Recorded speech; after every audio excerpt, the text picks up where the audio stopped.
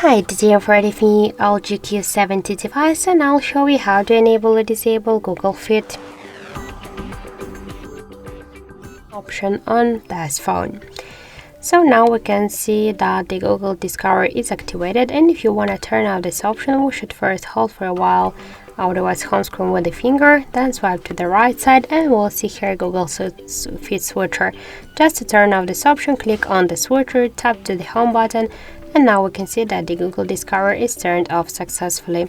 By the same way, we can turn on this option by click on the switcher. Also, we got one more way how we can do that. Just first hold for a while your device home screen, then click to home screen settings, and you will see here Google Fit switcher. Just tap on the switcher. Now this option is activated, so let's just check it, and as you can see, that's so simple.